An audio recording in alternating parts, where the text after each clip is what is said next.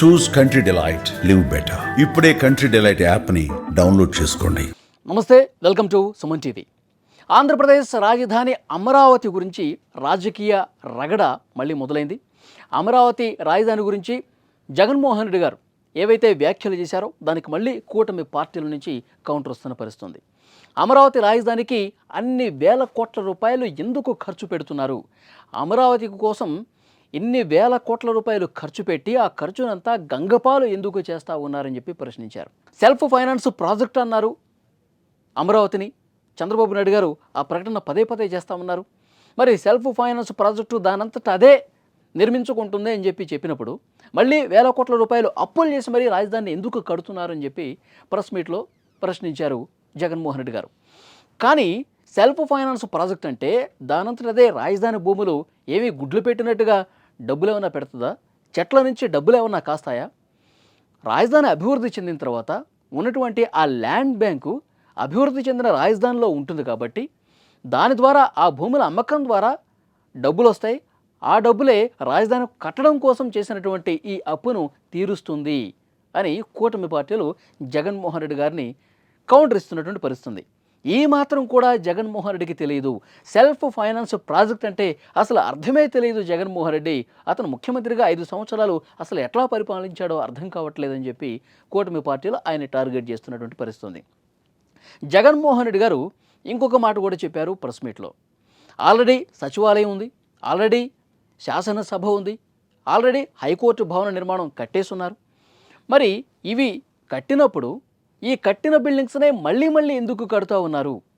మళ్ళీ కొత్తగా సచివాలయం కడుతున్నారు, హైకోర్టు కడుతూ ఉన్నారు. ఇప్పటికే 100 కోట్ల రూపాయలు పోసి ఈ బిల్డింగ్స్ అన్నీ కట్టిన తర్వాత మళ్ళీ ఎందుకు కట్టడం? కట్టినటువంటి ఆ కోట్ల రూపాయలని గంగపాలు చేయటం కాదా అని చెప్పి ఆయన ప్రశ్నించారు. దీనికి కూటమి పార్టీలు కూడా మళ్ళీ ప్రశ్నిస్తున్నారు, కౌంటర్ చేస్తూ ఉన్నారు జగన్మోహన్ రెడ్డిని. ఇవన్నీ కూడా తాత్కాలిక భవనాలు అంటే ఈ భవనాల్లో జరిగినటువంటి శాసనసభ సమావేశాలు తాత్కాలికమని, ఇక్కడ పనిచేసినటువంటి సచివాలయ ఉద్యోగులు తాత్కాలికంగా అక్కడ పనిచేశారని. భవనాలు తాత్కాలికం కాదు, భవనాలు పడగొట్టే పరిస్థితి ఉండదు. జగన్మోహన్ రెడ్డి గారు ముఖ్యమంత్రి అయిన తర్వాత 2019లో ఆయన ఏదైతే ప్రజావేదికను ఉన్నపళంగా కూర్చేశారో అలాంటి పరిస్థితి ఈ భవనాలకు ఉండదు. ఈ భవనాల్లో వేరే రకంగా దీన్ని ఉపయోగించుకుంటుంది కూటమి ప్రభుత్వం. శాశ్వత భవనాలు నిర్మించిన తర్వాత అద్భుతమైనటువంటి డిజైన్స్తో అంతర్జాతీయ స్థాయిలో బిల్డింగ్స్, ఐకానిక్ టవర్స్ నిర్మించిన తర్వాత హైకోర్టు కావచ్చు, శాసనసభ కావచ్చు, సచివాలయాన్ని నిర్మించుకున్న తర్వాత ఈ పాత వాటిని వేరే ప్రభుత్వ భవనాలుగా మార్చి వాటి వినియోగం జరుగుతూనే ఉంటుంది. ఇవి శాశ్వతంగా అక్కడ ప్రభుత్వపరమైన కార్యక్రమాలు ఆ పాత బిల్డింగ్స్లో కూడా కొనసాగుతూనే ఉంటాయి. మీలాగా కూల్చివేయము అని చెప్పి కూటమి పార్టీలు జగన్మోహన్ రెడ్డి గారిని టార్గెట్ చేసినటువంటి పరిస్థితుంది. జగన్మోహన్ రెడ్డి గారు మరొక ముఖ్యమైన విషయం కూడా మాట్లాడారు. అసలు ఇన్ని వేల కోట్ల రూపాయలు ఖర్చు పెట్టడం, ఇన్ని వేల ఎకరాలు తీసుకోవటం, ఇది ఎంతవరకు కరెక్టు? మీకు రాజధాని నిర్మిస్తే ఇక్కడ గుంటూరు విజయవాడ మధ్యలో నాగార్జున యూనివర్సిటీ ఉన్నటువంటి ప్రాంగణంలో ఒక బిల్డింగ్ కట్టేస్తే అయిపోతుంది కదా. దాని చుట్టుపక్కల ఒక 500 ఎకరాలు తీసుకుని ఒక బిల్డింగ్ కట్టేసి ఇది రాజధాని అంటే సరిపోతుంది కదా. ఎందుకు ఇంత ప్రజాధనం వృధా చేస్తున్నారు అని మాట్లాడుతున్నారు. మరి దీనికి సూటిగా కూటమి పార్టీలు కూడా క్వశ్చన్ చేస్తూ ఉన్నాయి వైఎస్ జగన్మోహన్ రెడ్డి గారిని. మరి మీరు ముఖ్యమంత్రిగా ఉన్న సమయంలో 5 సంవత్సరాల పాటు ఏం చేశారు జగన్మోహన్ రెడ్డి గారు? ఇక్కడ 500 ఎకరాలు మీకు సరిపోతుంది అనుకుంటే మరి మీరు శాసన రాజధాని, కార్యనిర్వహణ రాజధాని, న్యాయ రాజధాని, ఆంధ్రప్రదేశ్కి 3 రాజధానులు అని చెప్పి మీరు ప్రకటన ఎందుకు చేశారు?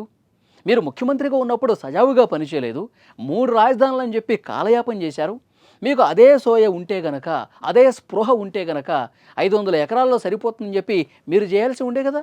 గుంటూరు విజయవాడ మధ్య 500 ఎకరాల్లో రాజధానిని ఒక బిల్డింగ్ కట్టేసి ఇదే రాజధాని చెప్పి పూర్తి చేయొచ్చు కదా. మీరు ముఖ్యమంత్రిగా ఉన్న సమయంలోనేమో 3 రాజధానులు అని చెప్పి ఇక్కడ చంద్రబాబు నాయుడు గారు ప్రారంభించిన ఈ రాజధానిని పూర్తిగా నాశనం చేసి జరిగినటువంటి నిర్మాణాలను కూడా ఎక్కడికక్కడ ఆపేసి పూర్తిగా ఒక శ్మశానంలాగా, అడవిలాగా తలపించే విధంగా చేసేసి ఇప్పుడు మీరు ప్రతిపక్షం వచ్చేసరికి మళ్ళీ అద్భుతమైన రాజధానికి రూపుదిద్దుకుంటున్నటువంటి ఈ సమయంలో మళ్ళీ మీ అక్కసును వెళ్ళగట్టుకోవటం ఎంతవరకు సబబు, సమంజసం అని కూటమి పార్టీలు మళ్ళీ టార్గెట్ చేస్తున్నటువంటి పరిస్థితుంది. ఫ్రెండ్స్, మీకేమనిపిస్తుంది జగన్మోహన్ రెడ్డి గారు రాజధాని గురించి చేసినటువంటి ఈ ప్రకటన పట్ల? రాజధాని గురించి ప్రభుత్వం మీద చేసినటువంటి ఏ విమర్శలు సహేతుకమైనవని చెప్పి మీరు భావిస్తున్నారా?